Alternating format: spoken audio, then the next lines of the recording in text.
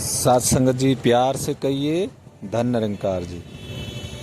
सात संगत जी आज का टॉपिक, ऐ मन सिमरन कर ले नित आनंद उठाएगा, दुख भी है तेरे हिस्से में तो वो भी सुख बन जाएगा।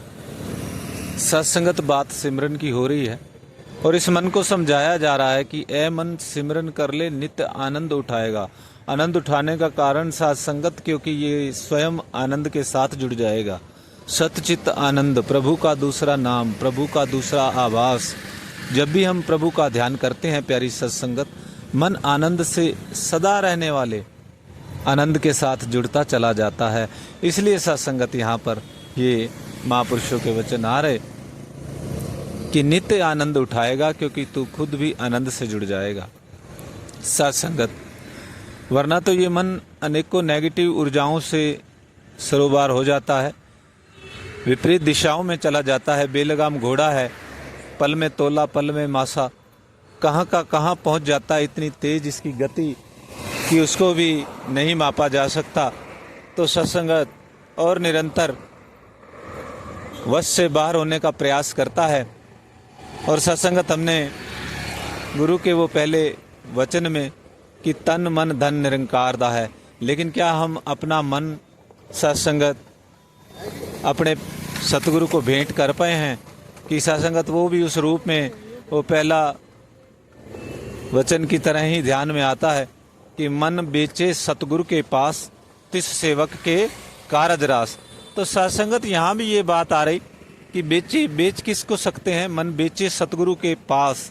जो मन हमारे बस में ही नहीं, उसको कैसे बेचा जा सकता है, जिस पे हमारा अधिकार ही नहीं हो पा रहा।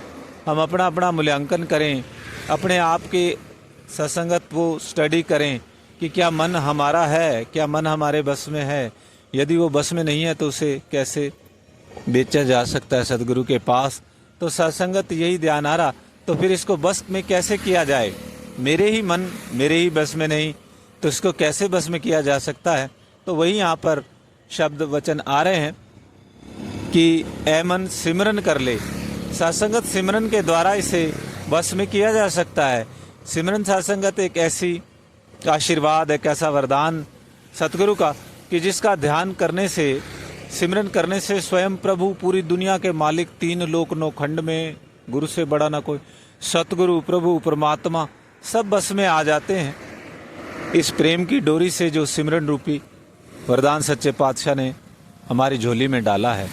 तो सत्संगत कहने का भाव, मन को भी बस में करने का केवल और केवल एक ही साधन है, और वो है सिमरन।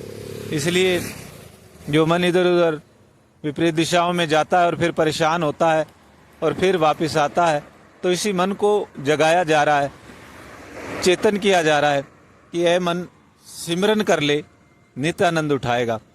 कि तू आनंद की खोज में क्षणिक पदार्थों के साथ जुड़ा हुआ है कि कहीं कोई अच्छा पदार्थ खा लें, कहीं कोई ऐसा दृश्य देख लें, कहीं कुछ ऐसा कर्म कर लूं कि मन सोच रहा है कि मुझे खुशी प्राप्त हो जाए।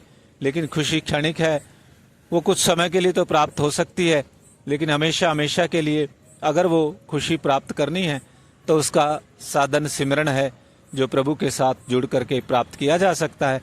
सतगुरु माता सुदीक्षा जी भी अपने वचनों में फरमा रहे थे कि क्षणिक पदार्थों के साथ ये मन जुड़ता है और फिर वो जब पदार्थ नष्ट हो जाता है तो फिर दुखी भी हो जाता है। तो सत्संगत इसी तरह से यदि प्रभु के साथ जुड़ जाता है, जो कि तीन काल सत्य है, अजन्मा है, अविनाशी है, सदा रहने वाला है, तो फिर ये मन नित्य आनंद उठाएगा।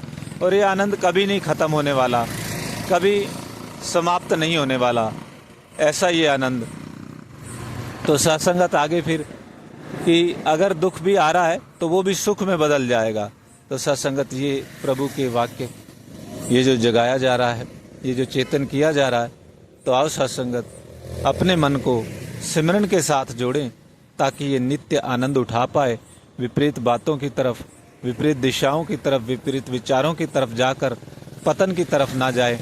और इस प्रभु के साथ जुड़ करके सत्संगत हम भी फिर उस मन के स्वामी बने कि जो मुक्ति की तरफ ले जाने वाला है, जो सच के साथ जोड़ने वाला है, जो सत्य से जुड़ने वाला है।